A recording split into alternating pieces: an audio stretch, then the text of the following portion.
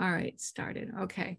I will be stopping the recording during part of this program because I'm using some copyrighted material that we are free to use, but not to record. So I hope that won't be any kind of interruption for you. Hold on a second. Okay. Let's start by sharing my screen.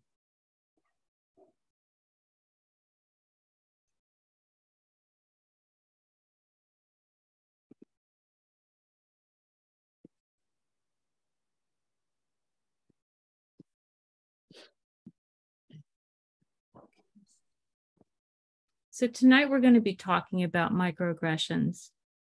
It occurred to me that microaggressions are something that we need to revisit again and again. It's so easy to get complacent or to get comfortable with the way we speak and the way we interact with each other. And because microaggressions are kind of almost an unconscious thing, I think it's important to spend the time just talking about how they impact our lives and how they impact the way we communicate with each other. My name is Jennifer Hanf. I am the Equity Initiative Director of the League of Women Voters of Pennsylvania. I'm going to be joined this evening also by Ronelle Bacchus, who is a member of our equity team, and she hails from the Westmoreland County League of Women Voters. My county is Berks County.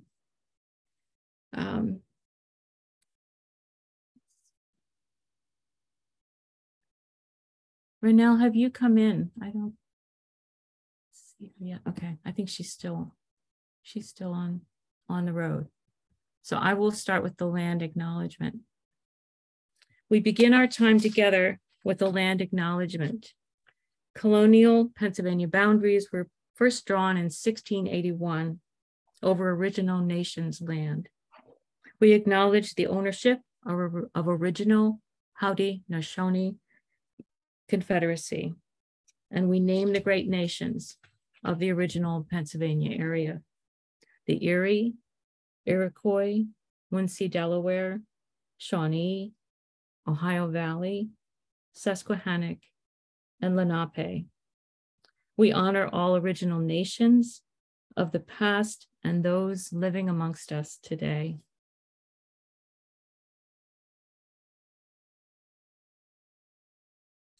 In all of the group work that we do, I want everyone to just respect some basic guidelines for discussion. I think these are pretty basic, but I'll just run over them real quickly, and you'll see how this works in the process of what we do this evening. First of all, we want to show respect to each other and respect to ourselves, and to listen, because honestly, it's more important than speaking. When we leave an event or a webinar, what we take away is what we learn from others. We want to speak to the subject at hand. Our time here is brief together, so we want to hone in on the subject that we've talked about tonight. And when we talk about something such as microaggressions, it's common to feel some discomfort when we experience new ideas and perspectives. So just practice self-care. If you need to turn off your video for a moment, that's fine. Get up and take a drink, get a drink of water. It's fine. And just recognize that we're not going to solve all problems tonight. We may actually bring up some problems that we hadn't thought of before. Let's not let that discourage us. Let's let that be a starting point for further learning. And when we do these things, when we talk about issues like this, what we're really looking for is common ground.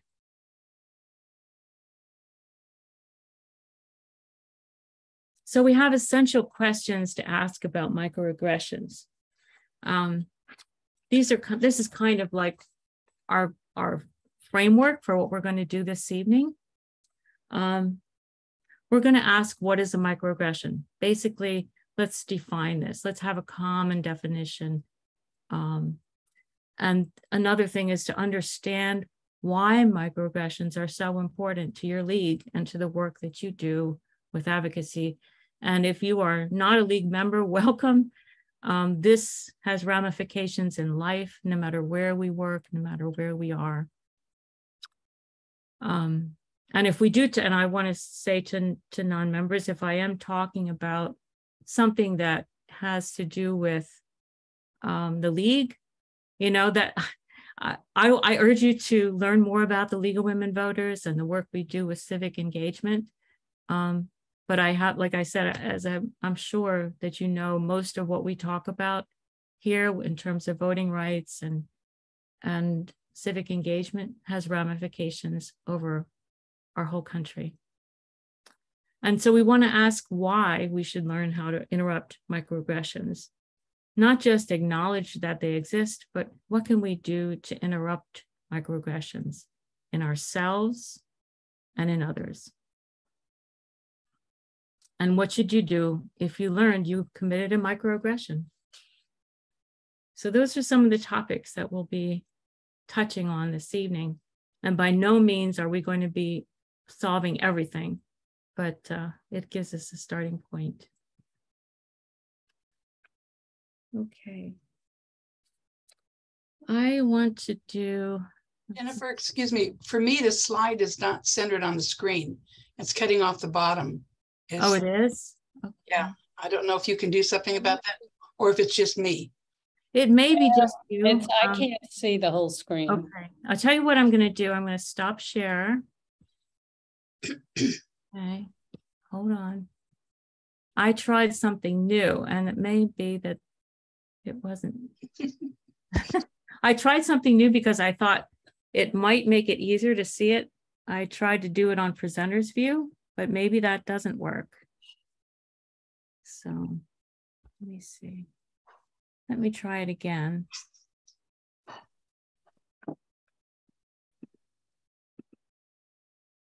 Have to share screen. Okay.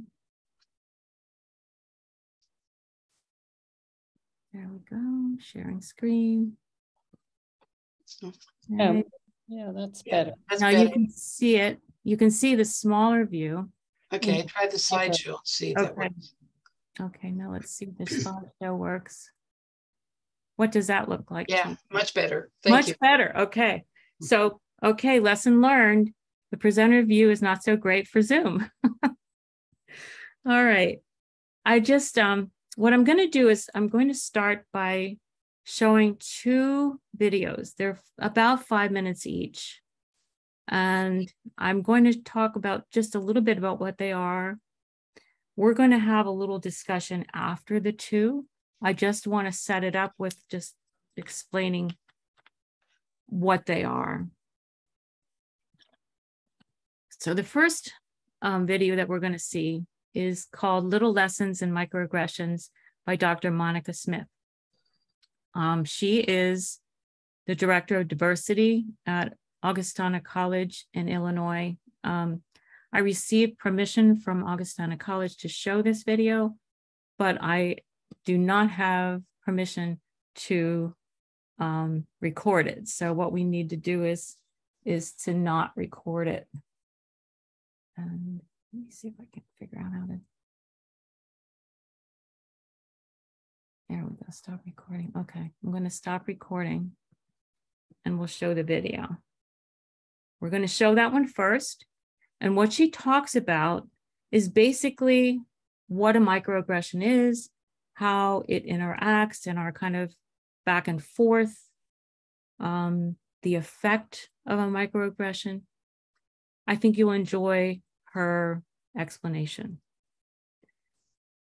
But you know, Dr. Monica Smith is talking in an educational setting. She's talking about students, she's talking about school, and we can relate this to nonprofits, the kind of issues that come up in education can be related to nonprofits. But in a way, it's kind of sanitized because we're really not talking about some of the things that are connected to microaggressions. how unconscious bias seeps into every part of our society. So consequently, I decided to show you another 5-minute video, which is called 3 Generations of, let's call it just 3 Generations Sharing Truth about being Black in America.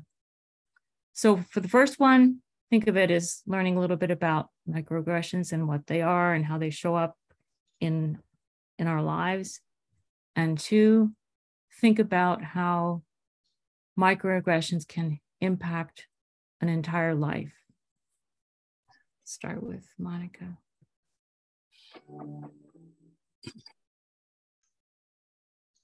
Jennifer, you're still recording. The microaggressions really are kind of these daily indignities, right, that happen either in conversation. They can be intentional or unintentional. They can come from a place of true ignorance or curiosity or a place of